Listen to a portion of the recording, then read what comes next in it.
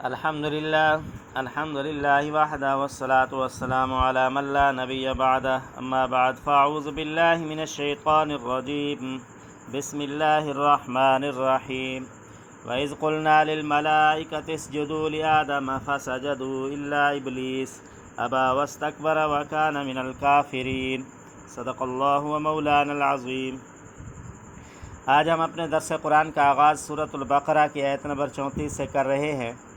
فرمایا وَإِذْ قُلْنَا لِلْمَلَائِكَةِ اسْجُدُوا لِآدَمَ فَسَجَدُوا إِلَّا إِبْلِيسَ، اور جب ہم نے فرشتوں سے کہا کہ آدم کو سجدہ کرو، چنانچہ سب نے سجدہ کیا سوائے ابلیس کے۔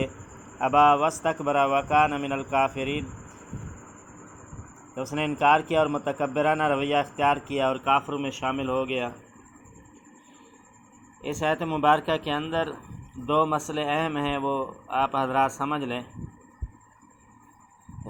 ایک تو یہ کہ اللہ تبارک و تعالی نے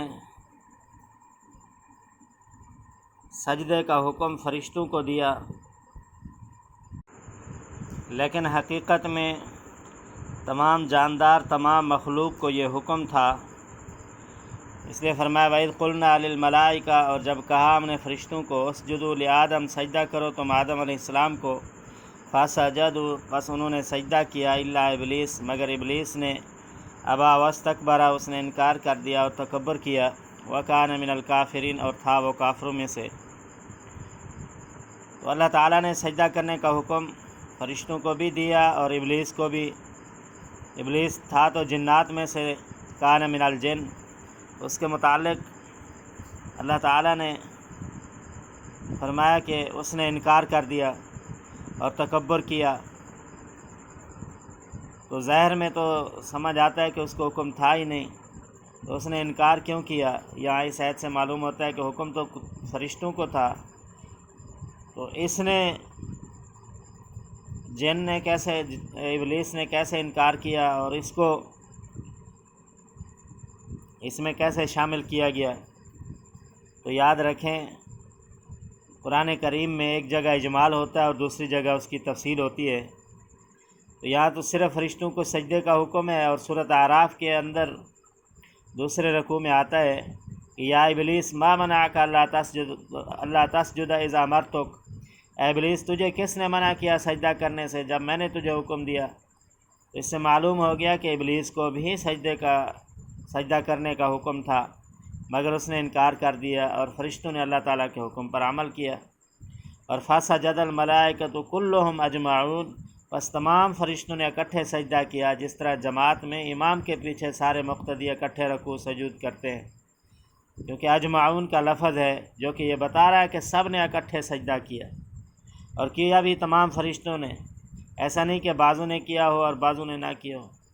کلہم کا لفظ بتا رہا ہے کہ کوئی فرشتہ اس حکم سے خارج نہیں ہے، تو تمام فرشتوں نے سجدہ کیا اور ابلیس نے نہ کیا۔ اور جب اللہ تعالیٰ نے کہا تو نے سجدہ کیوں نہیں کیا؟ تو کہنے لگا انا خیر منہ خلقتنی من نار وخلقتہ من طین، میں اس سے بہتر ہوں، مجھے تو نے آگ سے پیدا کیا ہے، آگ میں شعلہ اور بلندی ہے، اور اس کو تو نے مٹی سے پیدا کیا جو پاؤں کے نیچے کچلی جاتی ہے، اس کو میں کیوں سجدہ کروں؟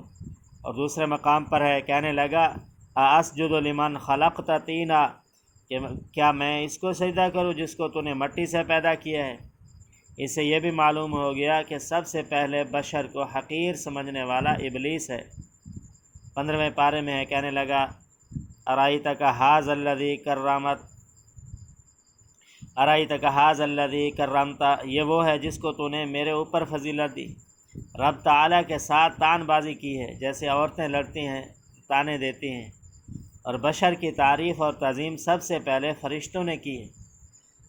بشر کا مقام بہت بلند ہے، لہٰذا اے انسانوں تم مسجد الملائکہ کی نسل سے ہو، اور حضرت آدم علیہ السلام کو فرشتوں پر جو فضیلت حاصل ہوئی تو علم کی وجہ سے ہوئی، تو اللہ تعالیٰ نے تمہیں معنوی اور روحانی فضیلت عطا فرمائی ہے، اس کو یاد رکھو اور اعمال صالحہ کرو۔ اور دوسرا جو مسئلہ بیان کیا گیا وہ سجدے کا ہے، کہ فرشتوں کے سامنے آدم علیہ السلام کی عظمت کا علمی مظاہرہ اور ان کا امتحان لینے کے لیے انہیں آدم علیہ السلام کو سجدہ کرنے کا حکم دیا گیا۔ یہ سجدہ عبادت کا نہیں، تعظیم کا سجدہ تھا، جو بعض پچھلی شریعتوں میں جائز تھا، بعد میں تعظیم کے لیے بھی اللہ تعالیٰ کے سوا کسی اور کو سجدہ کرنے کی سختی سے ممانعت کر دی گئی، تاکہ شرک کا کوئی شائبہ بھی پیدا نہ ہو۔ یہ سجدہ کروانا اس بات کا بھی مظاہرہ تھا کہ فرشتوں کو اس بات کی تلقین کی جا رہی ہے کہ کائنات میں جو چیزیں ان کے اختیار میں دی گئی ہے وہ انسان کے لیے مسخر کر دی جائیں، تاکہ یہ دیکھا جائے کہ وہ ان کو صحیح استعمال کرتا ہے یا غلط۔ اور دوسرا جواب علماء کرام یہ بھی دیتے ہیں کہ اللہ تبارک و تعالیٰ نے جو یہ حکم فرمایا آدم علیہ السلام کو سجدہ کا، تو یہ سجدہ تو اللہ کی ذات کو تھا لیکن آدم علیہ السلام کی طرف تھا۔ جیسے آج ہم نماز پڑھتے ہیں، سجدہ تو اللہ کو کرتے ہیں لیکن منہ قبلہ خانہ کعبہ کی طرف، بیت اللہ کی طرف کرتے ہیں۔ تو اگر کوئی خانہ کعبہ کے سامنے، بیت اللہ کے سامنے سجدہ کرتے ہوئے خدا نخواستہ یہ نیت کرے کہ میں بیت اللہ کو، خانہ کعبہ کو سجدہ کرتا ہوں، تو وہ مشرک ہو جائے گا۔ تو سجدہ بیت اللہ کو نہیں ہے، خانہ کعبہ کو نہیں ہے، سجدہ اللہ کی ذات کو ہے، لیکن خانہ کعبہ بیت اللہ کی طرف ہے۔ تو ایسے ہی اللہ تبارک و تعالیٰ نے حکم فرمایا، سجدہ تو اللہ کو تھا لیکن آدم علیہ السلام کی طرف تھا۔ یہ بھی جواب علماء کرام نے، مفسرین نے دیا ہے۔ اور سجدہ تعظیمی والا بھی جواب دیا ہے کہ پہلے سجدہ تعظیمی بعض شریعتوں میں جائز تھا، ہمارے نبی حضرت محمد صلی اللہ علیہ وسلم کی شریعت میں یہ سجدہ تعظیمی بھی منع فرما دیا کہ ہر قسم کا سجدہ اللہ کی ذات کو ہے۔ حضور علیہ الصلاۃ والسلام نے فرمایا، حدیث پاک میں آتا ہے کہ اگر میری شریعت میں ادب تعظیم کا سجدہ جائز ہوتا تو میں عورت کو حکم دیتا کہ وہ اپنے خاوند کو سجدہ کرتی۔ تو لہٰذا نہ عورت کو اجازت ہے کہ وہ خاوند کو سجدہ کرے، اور نہ کسی اور امتی کو اجازت ہے کہ اللہ کے علاوہ کسی غیر اللہ کو سجدہ تعظیم کرے۔ ہر قسم کی عبادت ایک اللہ کے لیے ہے۔ اللہ تبارک و تعالی ہمیں قرآن پاک پڑھنے، سمجھنے اور اس پر عمل کی توفیق نصیب فرمائے۔ وآخر دعوانا الحمدللہ رب العالمین۔ الحمدللہ وحدہ والصلاة والسلام علی من لا نبی بعدہ، اما بعد فاعوذ باللہ من الشیطان الرجیم، بسم اللہ الرحمن